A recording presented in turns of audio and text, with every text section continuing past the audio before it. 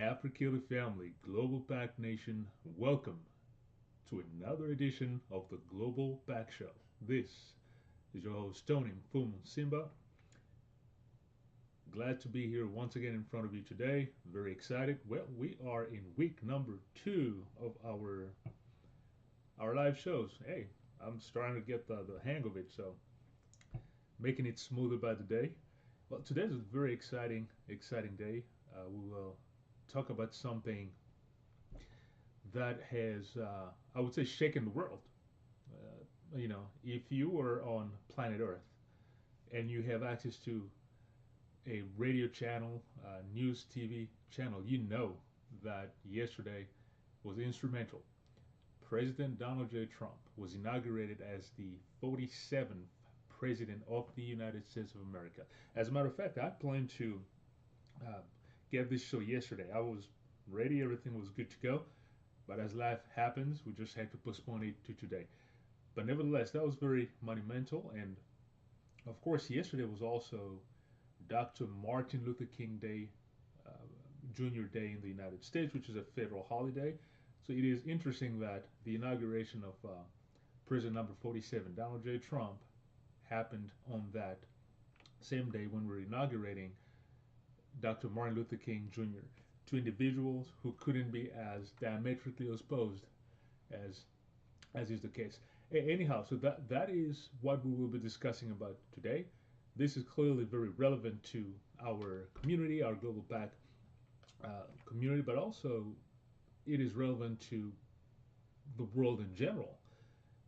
On one end, as I've stated multiple times on the AfriKili channel, Dr. Martin Luther King Jr. is a personal hero to me. The word hero gets thrown around a lot, but in his case, and given the values that I believe in, he's definitely a hero in my eyes and definitely one of my personal heroes.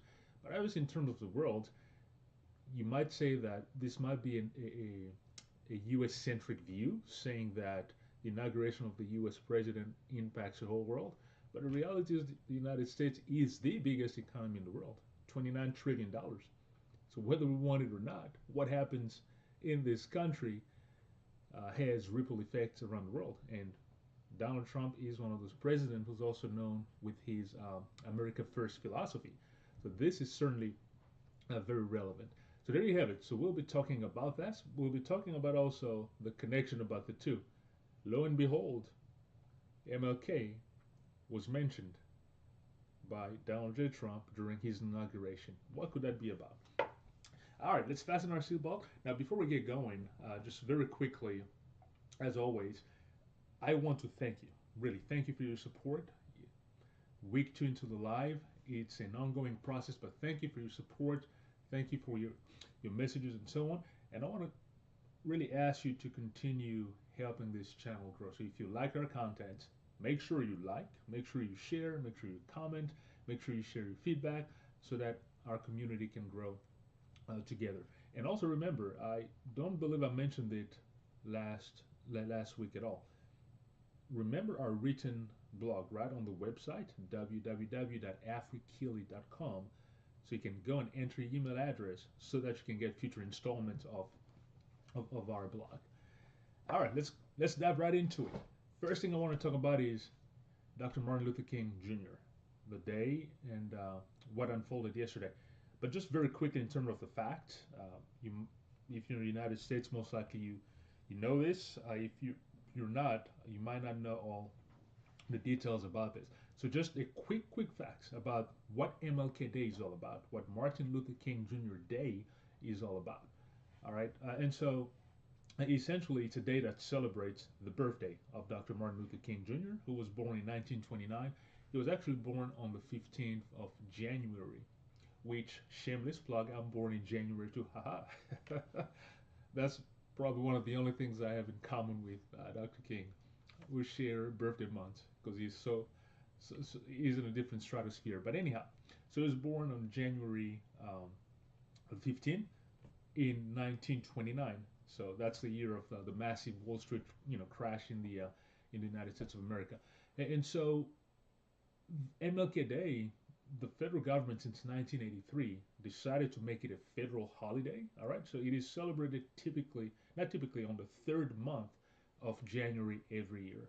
And so it just so happens that this year it fell on the inauguration of the new incoming president, number 47, Donald J. Trump. This has only happened two times before in the history. It happened once during the inauguration of President Bill Clinton, and then also the inauguration of Barack Obama. So 2 years before in history, this had happened where the inauguration of the U.S. president falls on the same day as the Martin Luther King Jr. Day federal holiday. So yeah, and so we have Donald Trump. So this is the third time it happened. And one thing might be surprising to know, we all know Dr. Martin Luther King Jr., but what if I said Dr. Michael King?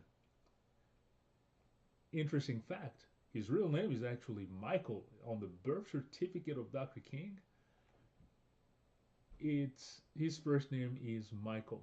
That's the name his parents gave him. And that was, just with the junior because he was named after his father, who was the pastor at the Ebenezer Baptist Church in Atlanta.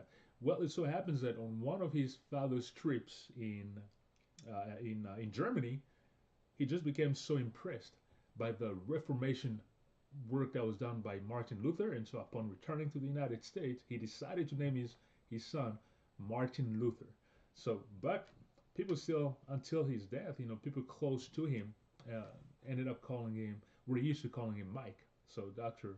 Mike, but the name that stuck obviously with his worldly fame is Martin Luther King Jr. And I mentioned in the introduction that he is a hero of mine for all his work, activism work, obviously for the civil rights movement in the United States, being one of the undisputed leaders of that movement. There were many, but Dr. King is definitely one of the leaders of that movement. But beyond his activism, I mean, this guy was a true prodigy. For example, he entered college at the age of 15 years old. Is when he started at Morehouse in Atlanta, which is an HBCU. And that's because he skipped 2 grades. He skipped the 9th grade and the 12th grade. So he was a real prodigy. The guy was a brain, right? He was a smart individual, clearly with the way he was, his public speaking skills, his way of breaking down issues. But he was seriously a prodigy. Now, one thing which I find sad, and I'm pretty sure other people would find it sad as well. Now, did you know that there are 2 states in the United States, the state of Alabama and the state of Mississippi? Guess what? They also honor General Robert Lee on the same day as they honor Dr. Martin Luther King Jr. They combine those 2 honors of those 2 commemoration. Just for the record, in case you didn't know, General Lee, who's General Robert E. Lee, was a general of the Confederate States Army. That is the army of those 11 states that waged war on the whole United States because they wanted to secede. So you had a Confederate state for 4 years, until from 1861 to 1865, and General Robert Lee represented that. So for people who are standing for the sort of rights Dr. Martin Luther King fought for, like, to me personally, it is appalling, because one of the things the Confederacy states stood for was the perpetration of, or the continuation of slavery. Now, in modern time, you have a lot of people trying to dispute that, well, slavery wasn't central to the issue of the American Civil War, even though that has been debunked by all modern historians as well. Slavery was an essential part of the American Civil War. And so one of the reasons was the North, obviously, the Union wanted that practice to end, and the South, who relied heavily on slavery to maintain its agricultural-based economy could not stand for it. The elimination of slavery would mean the downfall of its agricultural economy, and so that's why they stood for it. And Robert Lee was the general of that army. So there's this movement right today that's called the Lost Cause of Confederacy, the just nicknamed the Lost Cause. It's this movement where people really try to turn the Civil War into something that it wasn't. So they will argue things like there are actually just cause justifying the Confederacy, right? It wasn't just about slavery, when in fact it's not. So that's the thing with history that gets rewritten so many times, and it just depends on who is behind that impulse. But the reality is that the Confederate States wanted to maintain slavery as a central part of their institution, because of their society, because they relied on that free labor to uphold their agricultural based economy. That's a fact. And so when you consider all that, it is just unfortunate that those two states that are now the only two states that have decided to celebrate General Lee the same day as Martin Luther King Jr. That is just unfortunate. I hope in the future that will be changed. But that also just brings up the point of one of our AfriKili pillars, which is politics. Political involvement is essential, and we have to be working in coalitions if you really want to impact the politics of this country or other countries around the world as well, where the global pack is influenced. Because decisions such as these are obviously political decisions that are made at the state legislature, but you need a powerful voice, powerful organization, powerful influence to be able to change that. And as a global pack community, we need to be able to advocate and impose changes such as these that will make sure we really, really go towards a perfect union, but also uphold the image of all the global pack community around the world. So those are just some of the facts I wanted to mention, and how I wanted to bring in MLK Day into the inauguration. But obviously, the bulk of this conversation today is the inauguration. All right, so Donald J. Trump, president number 47, who came back. Some would say one of the biggest political comeback in the history of the United States. Because you might remember, he was president number 45, right? And then he was defeated by Joe Biden, who became president number 46. And many people wrote Donald Trump off. Now, he maintained falsely throughout the years that election was rigged. Joe Biden didn't really beat him. And he maintained this to this day. But he was soundly defeated by Joe Biden. But many people wrote him off. But all that time, Donald Trump promised that he would be back. And guess what? Lo and behold, he came back. And yesterday was the day when he was inaugurated, and he was sworn in as president number 47. So in terms of perseverance and determination, you kind of have to give it to the guy. He decided to continue fighting and just wanted to come back, and he came back against all odds, I would say. And one of the my details, if you will, is that the inauguration was moved indoor because there's this massive Arctic wave that's just sweeping the United States.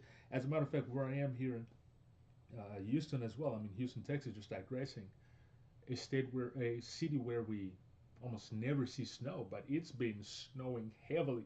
It is ridiculously cold, folks.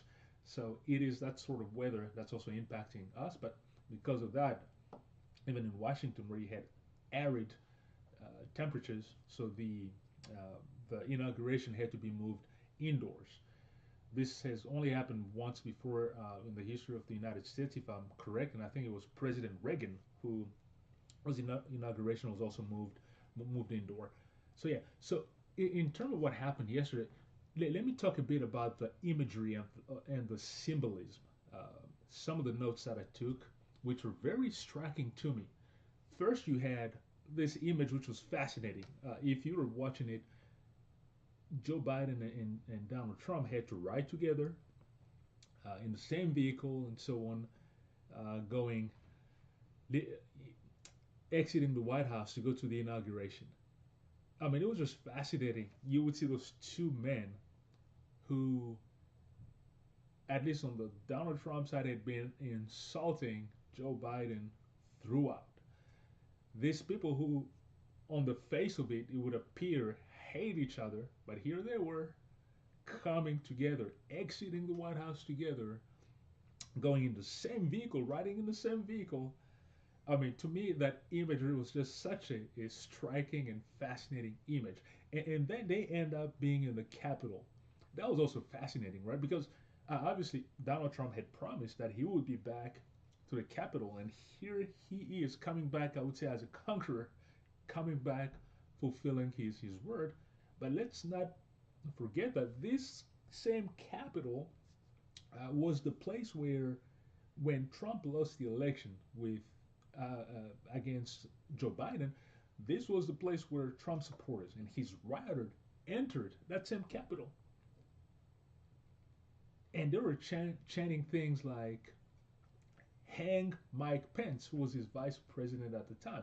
And so here he is coming back in that same Capitol, and that same Mike Pence, who were being chanted, "Hang Mike Pence," was present as well. I mean, in terms of just the symbolism, right? In terms of the imagery, I mean, you kind of have to say that is some very rich stuff, some very powerful imagery. I mean, it was just fascinating to see. Sticking with the same imagery and symbolism, some other notes I took was the presence of Senator Marco Rubio and J.D. Vance, right? So J.D. Vance, who is the former senator from Ohio, he had to step down because he's being sworn in as Donald Trump's pick for vice president. And then you have the Florida senator Marco Rubio, who was selected by Trump to be his Secretary of State. But just the presence of those two individuals is also fascinating in terms of the imagery and symbolism. If you've been following American politics for a while, you know that J.D. Vance was the guy who himself, from his mouth, said he is a never Trump guy, right? And he's the same guy who was sending insults towards Donald Trump, calling him an idiot, calling him reprehensible, and so on. In 2016, during that election cycle. So here's a guy who says he's a never Trump. Here's a guy who was insulting Donald Trump, but he's the same guy who Trump selected to be his vice president. And here he was about to be sworn in with working for Donald Trump. I mean, fascinating. And then we have the case of Senator Rubio, Marco Rubio. Like 9 years ago, during the 2016 Republican presidential primaries, if you followed American politics, you will remember we have this like funny argument at the time, which was arguments about quote unquote hens. Right here were the quotes were fascinating. You had Marco Rubio just trying to provoke Donald Trump, and he was talking about you know what they say about people with small hands, right? Small hands, and they say you can never trust them. And obviously, candidate Trump at the time, faithful to his own persona, came back, responded with a lot of venom, and nicknamed the guy Little Marco, which is the nickname that stuck. But these two guys who were going back and forth, and here you have a total 180 on the same person who is now being named as the Secretary of State. So when it comes to that imagery, as I said, and the symbolism, really the point here, folks, is that look, politics is really an art. And I would say again, for people who are ready to do anything to gain power, that's the name of the game. And so if you cannot overcome this sort of awkwardness, if you don't have a thick skin, I'm afraid to say politics is certainly not for you. And here we have a clear case with those two individuals, as I say, Marco Rubio, J.D. Vance, who just 9 years ago were totally on the opposite side of the spectrum. Now, beyond that, you also have the tech world, which was also fascinating to witness and see. Here you have now the tech world that seemed to have been against Donald Trump in the past, but now totally sucking up and bending backwards for Donald Trump. There was this picture. I mean, to me, I mean, I don't know if you noticed, and maybe it didn't matter to you, but you had this picture that was circulating, right? You have on one end you had Tim Cook of Apple with Jeff Bezos of Amazon. You had Mark Zuckerberg of Facebook, that's now Meta, and you have Sundar Pichai of Microsoft. These are four of the most powerful individuals on the planet, leading some of the most powerful tools that we all rely on our daily lives to advance, our messages and be informed and so on. And these companies that were against Trump in the past, but here they are fully backing the same candidate. Talk about being fluid and totally changing perspective and points of view. I mean, it's just unbelievable. And you obviously have the biggest of them all, Elon Musk, who is fair to say is even being accused by some people to be the real president. And he is obviously a big representation of the tech world, the tech industry. Now, granted, Elon Musk moved from California and relocated to the state of Texas in Austin and so on, but nevertheless, we have the tech world, the Silicon Valley, which is now fully behind Donald Trump, and we have Elon Musk, who will even have an office in the West Wing. So all these are just fascinating occurrences and fascinating things in terms of like the imagery and the symbolism. Okay, now beyond that, let's look at some things more substantive, if you will, right? More substantial. Looking at the speech itself. Now, as I was listening to the speech, it was interesting, listening to Donald Trump talking about things like, from his own mouth, he's saying his mandate was to reverse what he called the Great Betrayal. And he said that January 20th, so yesterday, was Liberation Day, right? It's the day where he would restore common sense. Those are very, I would say, impactful and very significant words, right? It's Liberation Day. What does it mean? It's the restoration of common sense. And another thing which was interesting was seeing how he quoted Dr. Martin Luther King Jr. When he said that, I almost fell off my chair, folks. Here he said, I mean, invoking Dr. King during his inauguration speech, and he was saying, what did he say again? He said he would make Dr. King's dream a reality. Wow. Donald J. Trump invoking Dr. Martin Luther King Jr. and saying that he will make his dream a reality. Only in the United States of America. Because, I mean, these two individuals, could you have more diametrically opposed folks? I mean, let's just look at the issue of race, right? Okay. Is Donald Trump a racist? I don't know. I don't sit with him. I don't speak with him. And we're not in his mind. So we can only judge based on the action that we see, the actions that are taken. Well, here are some of the facts you cannot dispute.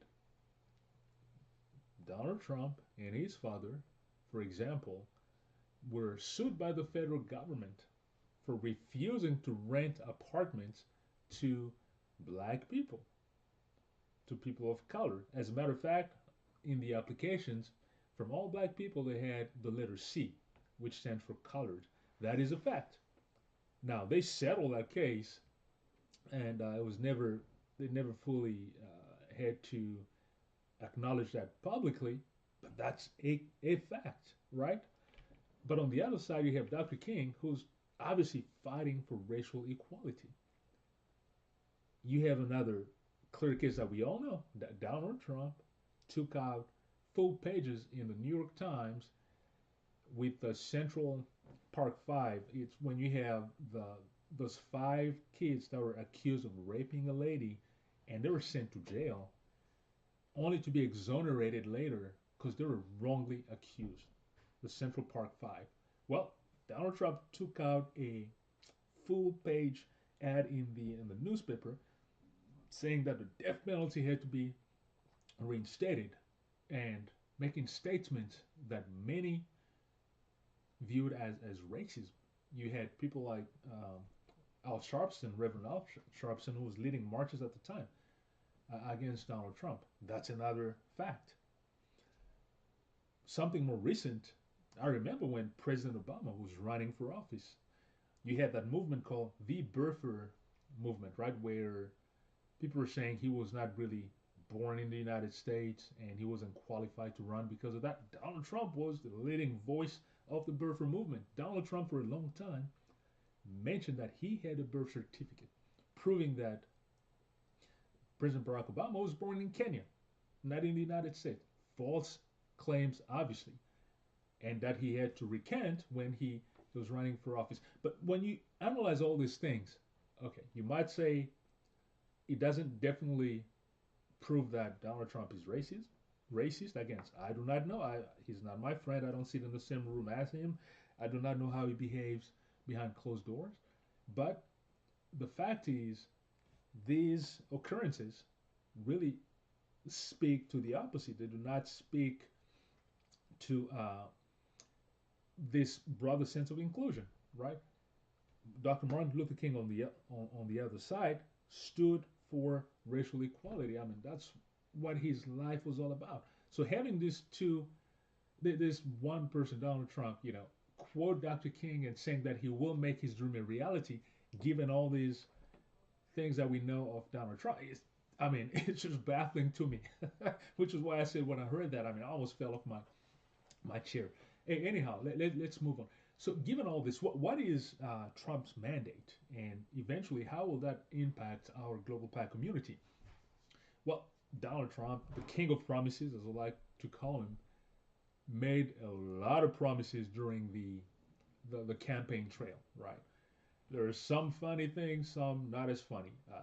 He said things like he would rename, for example, the Gulf of Mexico to the Gulf of America, for example. The Gulf of Mexico is this, the water body from the ocean that encompasses Mexico, but also all of the Gulf states. You have the Texases, you have the Mississippi, Alabama, all the way to Florida.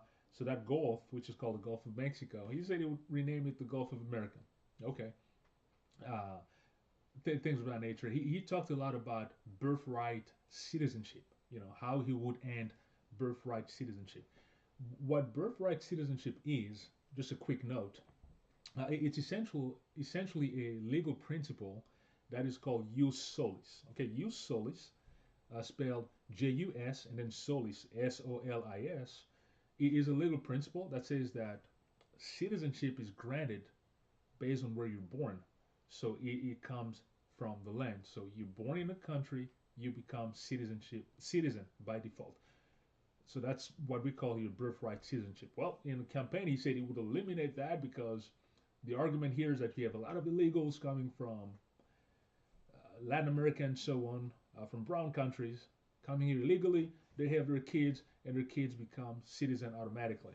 That's something on the right people have been fighting against, because also the argument is a lot of these brown people would naturally go towards the Democratic the Democrats, the Democratic Party. So that's the political argument there as well. That's veiled, with all these arguments about national security, blah, blah, blah. But that's really the bottom line here. So the jus solis principle, but it is important to know that this is protected in the 14th Amendment, right? We have the 14th Amendment Citizenship Clause, which provides that all children born on U.S. soil are citizens. So changing that will certainly not be easy. And so just for information, that jus solis principle is opposed to another legal principle called jus sanguinis. So jus sanguinis means sanguine, it's Latin for blood, right? So it means citizenship is granted on the basis of your blood lineage. So the right of blood, if you will. And so the countries that follow jus sanguinis, so citizenship is determined by the nationality of your parent. So that's just an important thing. But anyhow, so Donald Trump made a lot of promises. He had promised that he would pardon all um, perpetrators of people who broke the law during the January 6th march on the Capitol, for example, because there are over 1,000 people, close to I think 1,500 people that were convicted with cases with the federal government and so on because they broke the law that day. He had promised that during when he became president, he would pardon all those people, for example. Well, here we are now. So what can we anticipate? Well, I would say the next 2 years will give us a great indication of where this administration will go and how far they're willing to take it. Because let's not forget, he has control of the Senate, control of the House of Representatives, control of the Supreme Court. Some people like to believe that the Supreme Court is not a partisan body, but please, when you have a body that votes, that makes a decision on party line, like you have issues where all the Republican on the Supreme Court vote one way and the Democrat vote another way, how can you tell me that the decision is simply based on the law? Obviously, it's party line, so that's a partisan body. So he has control of all that. This is the same Supreme Court that issued, in my opinion, an appalling ruling saying that acts taken during a president, when a president is in office, uh, shouldn't be prosecuted. So essentially, you give a blank immunity on president regardless of their action. Anyhow, so he has control of that, but also his team is really surrounded by a bunch of yes men. You might recall one of the um, requirement to be included on Donald Trump's team was a pledge of loyalty. So unlike when he came around, 80 years ago, where he was just figuring out how the government worked, how Washington worked, how to put a team together. You had people that were opposing him and that he let go. This time, it will not happen. He is surrounded by yes men. That was a prerequisite to be on his team. So he has full control. We have the tech sector, right? As I mentioned a few minutes ago, we see how the tech sector is willing to bend backwards to please Donald Trump. You have the case, for example, of Facebook or Meta that decided to eliminate all fact checkers. Why did they do it? Clearly to please Donald Trump. You had Mark Zuckerberg there at the inauguration and others. So you have all this platform relaxing the rules, which is unfortunate because that will allow a proliferation of false information, fake news that Donald Trump likes to talk about. Well, social media, without fact checking, with the relaxation of rules, it's not that free speech will just be enhanced, but we will have a proliferation of false news, of fake news.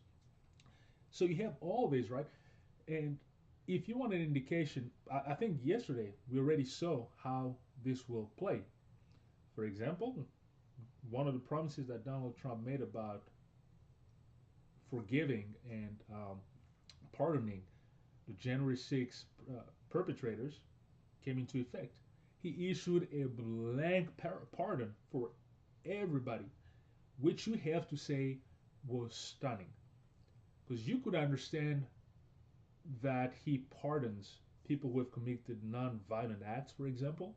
Say, okay, we will pardon you, but people who clearly broke the law and committed violent acts and so on, maybe say we will not pardon those. And that was actually the narrative that was being pushed by his own team before yesterday. You had people like J.D. Vance saying that, no, if you've committed violent acts, obviously you will not be pardoned or shouldn't be pardoned.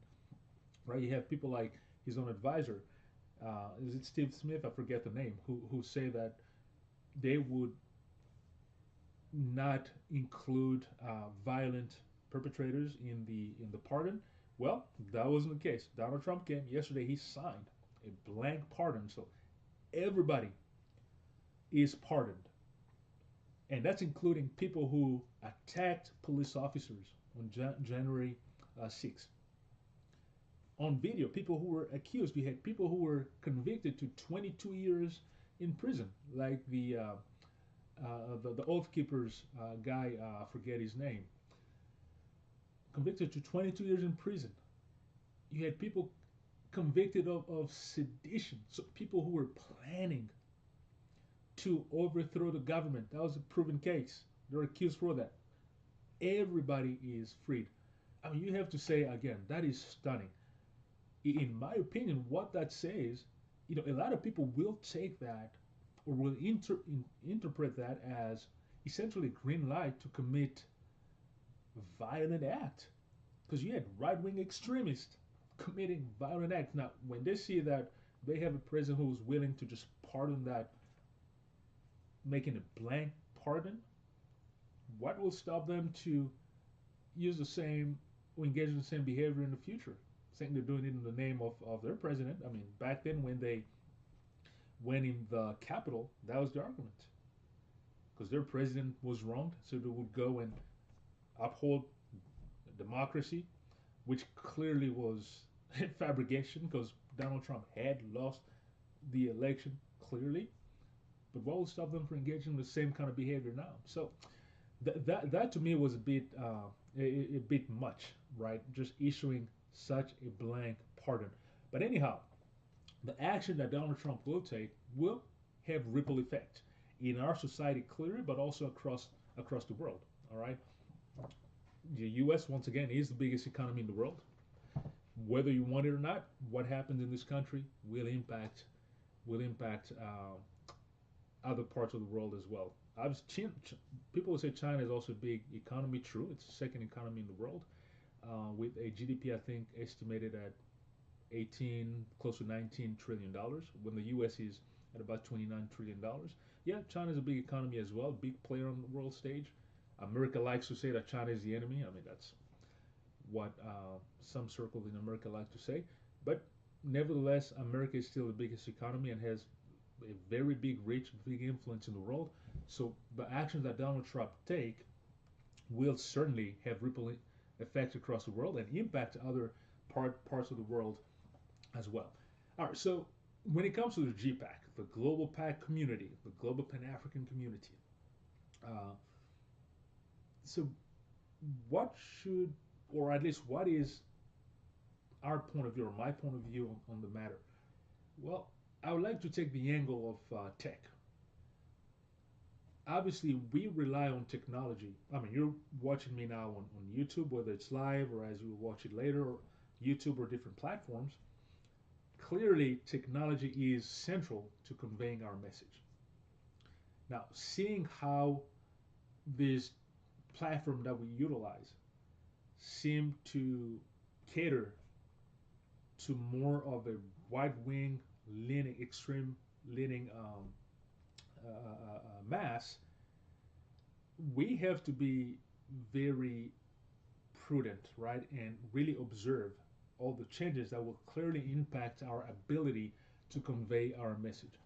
So, as such, as I've been saying for the longest, the changes that we are advocating for, the coalitions that we are calling to strengthen or build,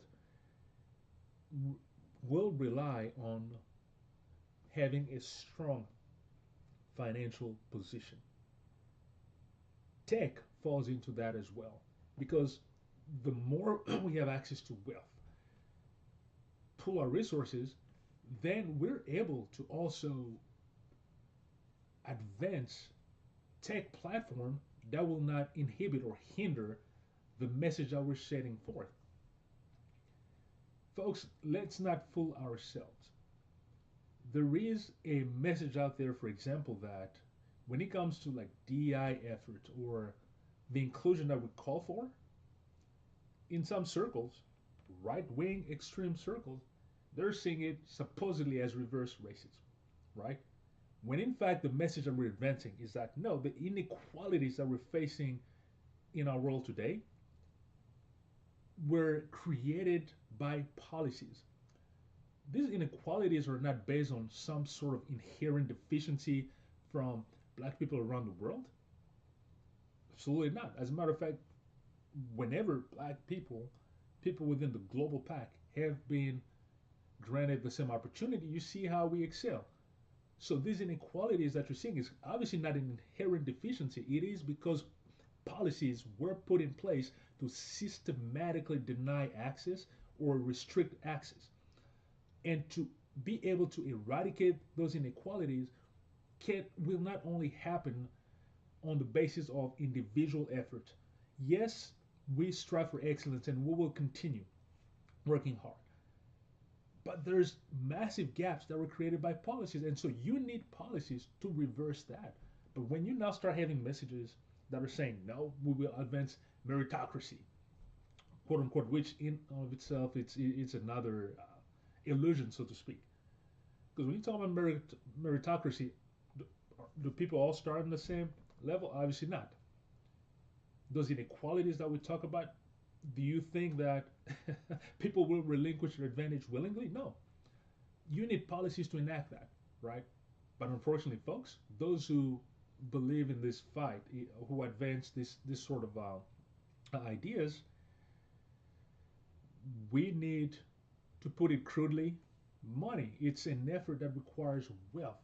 And so our coalition, our effort should always include ways for us to build stronger financial coalitions, right? And so as we do that, technology, we can continue also utilizing technology to enhance and amplify our message.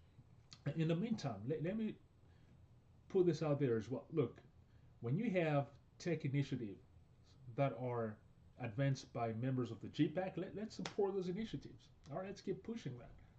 Let's advance it. Let's highlight it. Let's put it on the forefront. Okay, so that we can grow initiatives in the global pack communities. Now, as far as outside the U.S. globally, well, an America First policy means that the U.S. might pull back from certain positions around the world. So if you're in the Caribbean, if you're in Africa, different parts of the world, and you see vacuums being created or voids being created because the U.S. is pulling out, those will be opportunities to step in and fill the void. It's like the expression says, right? Nature arbors a void, or a vacuum. So when there's a vacuum, it has to be filled. So let's be very observant on the trends that will occur in the world in the next couple of years or so on. There might be tremendous opportunities to step in and fill the void and utilize that to uplift members of the global pack communities. That will most likely happen. All right, folks, I have gone very long. Let me see. We've been speaking, oh my goodness, for 44 minutes. This is the longest live so far.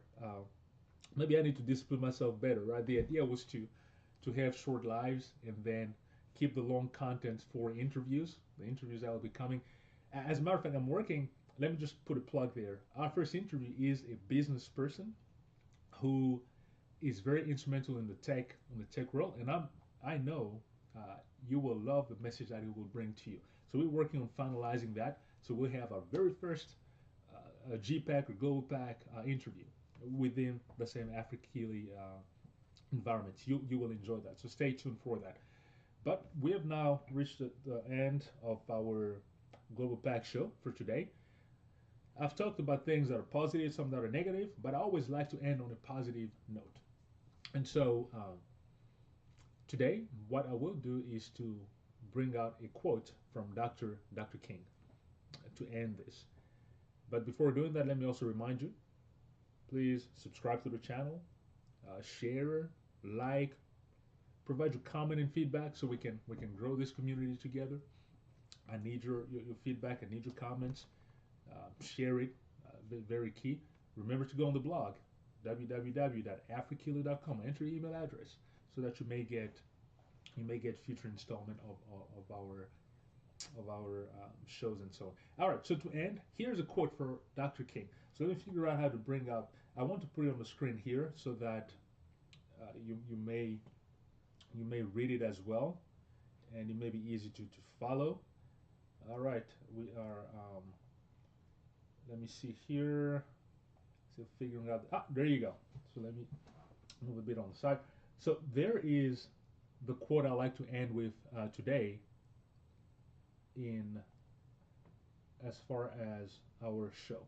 Okay, so this quote by Dr. King says the following. All right, I will read along with you. So it says, "May I stress the need for courageous, intelligent, and dedicated leadership. Leaders of sound integrity. Leaders not in love with publicity, but in love with justice. Leaders not in love with money, but in love with humanity. Leaders who can subject their particular egos to the greatness of the cause." As I was reflecting yesterday for Dr. Martin Luther King Jr. Day, this quote, I just found that it was very apropos with the current climate and with what we are facing. Obviously, the inauguration of a very powerful person yesterday, a very powerful leader, DonaldTrump, becoming the 47th president of the United States. As we're going through that day, it is so important. Will he fall within these lines? I do not know.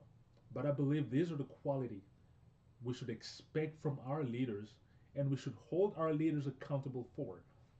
And so, if you are, let me get rid of this image here. So, for us who are in the Global PAC community, for those of us that are leaders, really, let's make sure that we are leaders who can bypass our egos and dedicate ourselves to the cause of justice, the cause of uplifting members of the Global PAC community. True leaders that are called to serve for the greater good. God knows there's a lack of sound leaders around the world, but it doesn't mean there aren't. And those of you who are in leadership position or aspiring to be a leader, let's really strive to dedicate ourselves to the cause. So there you have it, folks. This is the end of our show today. So I would say until next time, let's continue building bridges in the Global PAC, the Global Pan-African Community, the Global Pan-African Diaspora.